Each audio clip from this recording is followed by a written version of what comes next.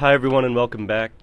With Trump set to visit in just a few days, I think, and with ongoing tragedies and time being consumed in the news about what's happening in America, with especially this recent Halloween attack in New York City, there has been a lot of just America bashing online in a lot of the international groups that I frequent. So I wanted to talk a little bit about that and just what it means, what I've kind of learned in my travels overseas, and what I would consider the curse, I guess, or the stigma of being an American.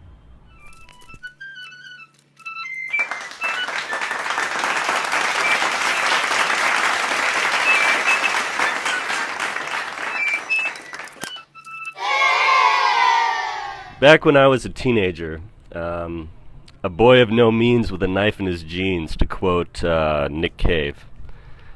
I would often, I really envied, and I've talked about envy before, I really envied my classmates who got to go to Europe or other countries or places like Mexico, because just getting out of state was such a big deal for me at the time. And I knew very early on in my heart that I wanted to travel, which is something that I'm glad I've been able to do in my life. But I remember they used to joke about one thing. They'd always say that going to Europe, it's good to put Canadian flags on all of your luggage. It was kind of or everything that you were carrying. You had to come off as being an American or a Canadian, and that had to do with just this perceived notion that other countries did not like Americans, and that you should not in any way reveal that you are from America. And so it was just kind of fashionable wisdom. I don't know. It was just something that everyone talked about when people talked about going overseas, in which I always considered, well, I thought, well, if I would go to America, that I would try to fit in as a Canadian, maybe. I would not give away where I was from. My first trip overseas where I spent any time was in Germany, actually, where I spent most of my first trip overseas was in Germany, and I spoke German quite well, so I was able even to blend in as a local in some places. So that wasn't an issue. But I still remember even going to Europe so many years ago, like thinking, well, I shouldn't give away the fact that I'm an American, that it would make me an easy target, and that people wouldn't like that. But of course, sure enough, in beer halls or in cafes or whatever else I was doing in Germany, I don't remember it that great. But whatever I was doing in Germany, I would meet people who were very pro-American, and they were very interested. And they'd be like, I remember this kid in East Berlin, this guy from Amsterdam who had lost one of his fingers. It's amazing how those memories stick with you. He had lost a finger, and he told me that his favorite band was Steely Dan, and that he just loved American music and all that.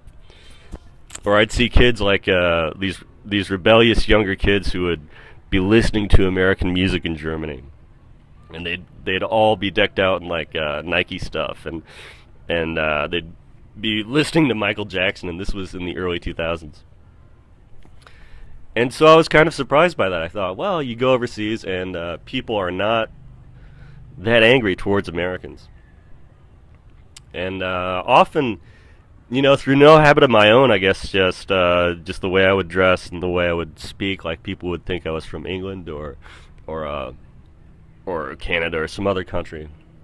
Even though my voice, and I don't know to what extent it still is there, but I have a little bit of a southern accent, which is hard to place. I don't know. I've gotten better at guessing accents. I can always pick out Irish versus an Australian accent. I can do stuff like that quite easily, but regions, that's much harder. Anyway, and that's Europe. But I mean, Europe is used to having large populations of Americans, and since my travels much later would take me far out east, into places that America has bombed, blown to bits. Like I've been to Hiroshima and of course in Vietnam. I've been all over Vietnam, and there's just so much tragedy everywhere you look, so much history. And in Korea as well, you know, going to the DMZ, you see this long legacy of war. And in some cases, we're dealing with people who they still remember Americans being here, especially here in Vietnam. That's been odd, because like living in Korea or going to visit Japan, like that was far enough away from those events that I never interacted with people who were around during the war. But you know, even here in Hanoi, I have an elderly friend at one of the lakes here that, you know, I play music and he comes to listen sometimes, and we've talked. He speaks fluent English and French. I don't know if he speaks fluent French. I'm guessing he does, even but I just know a few expressions. But thinking about that, like, wow, I mean, I come here looking this way, dressing this way, Hawaiian shirts and blue jeans and all that, and I play American music, and I eat American foods, and I try to live up to a lot of those stereotypes as much as I can, and yet there's really there's no stigma, it seems, at least with the locals. And people find out that I'm American, they just want to talk more and more. These elderly Vietnamese that I've met out here, going to parks and stuff, they just they want to know. And it's so odd to think that I'm in a country that, you know, has such a dark history when it comes to mine. Anyway, that's talking about locals, whether they're in Japan or Korea or Germany or anywhere else. It seems that as an American, or as someone who has been known as one, I've gotten along just fine, at least with the native people wherever I go. But there is a stigma that comes from, I guess, partly the anonymity and partly the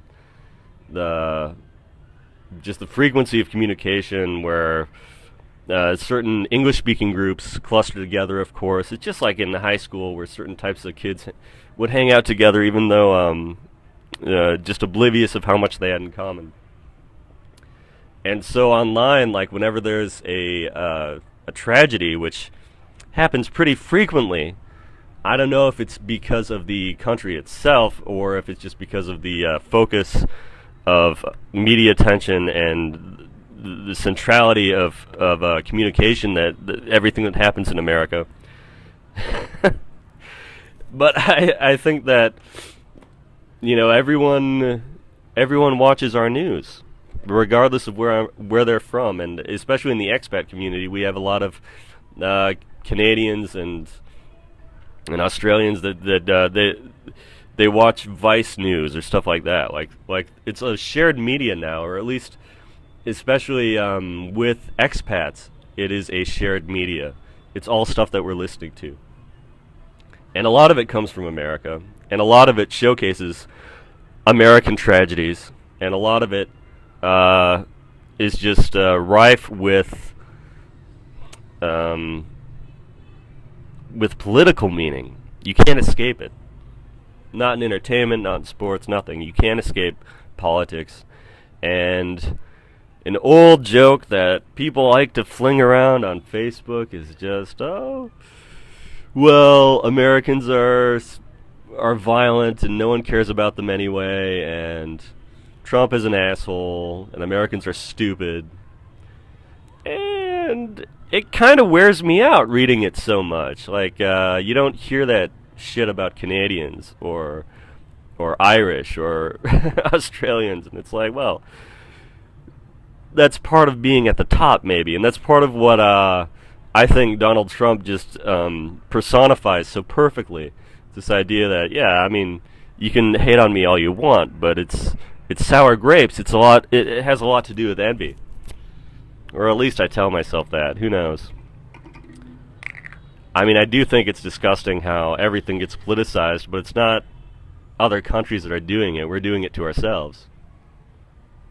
And yet, when you get down to it person to person, there are so many people who are red-pilled, and bigger than that, I'd say there are so many people, friends of mine on the left, who are at least populist. And that's what, you know, the old political model, the Clinton model of the U.S.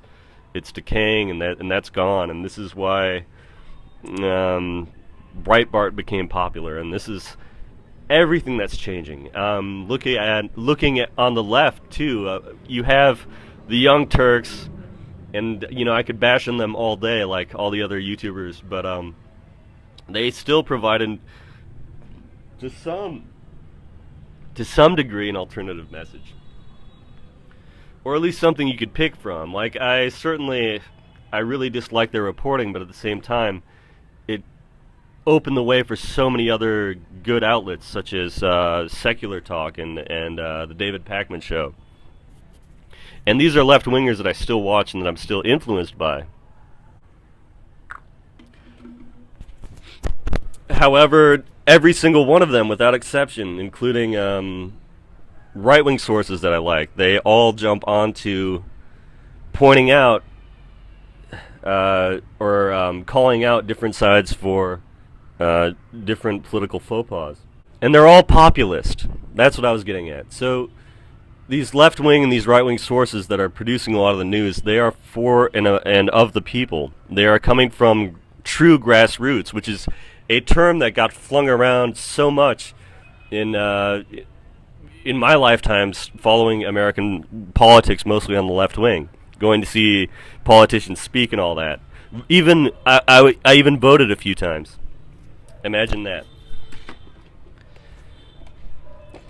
But the Clinton days are over. People don't want that anymore. People don't want the establishment, and especially with, look, we all already knew about how the DNC was rigged. We saw WikiLeaks, and it was really frustrating for me as someone who actually voted for Bernie Sanders to see how he just sort of accepted it and said, "Oh, we should vote for Hillary now," and all this. I mean, it kind of makes me hope that he will run again, but I really doubt that at this point. What are we gonna... It's gonna be like 90-year-old, 100-year-old presidents soon, you know? I should talk. I'm getting older too. But it's seriously ridiculous. And again, just getting back to this idea of America bashing. People can throw all this all around. Like, everyone watches Colbert and Fallon and all these other idiots. Just like when I was a kid, I watched Leno and Letterman just because it was the shit that was on TV, you know? But they take home from it, like, genuine political viewpoints. And I kind of get it. I kind of understand, because I remember before I got red-pilled. I remember being in college and being really against the Iraq War and being very upset about it. And I remember watching Comedy Central and thinking, yeah, this is actually news. A lot of it is factual, back when Fox News was just as big of a joke. I mean, it's still kind of a joke. Who knows? They're all wrong. It's all gaslighting. To use the term that Alex Jones likes, it's gaslighting. It's all delusion made to distract us from serious corruption going on behind the scenes. But more of it's coming to light, and that gives us more faith in the democratic process.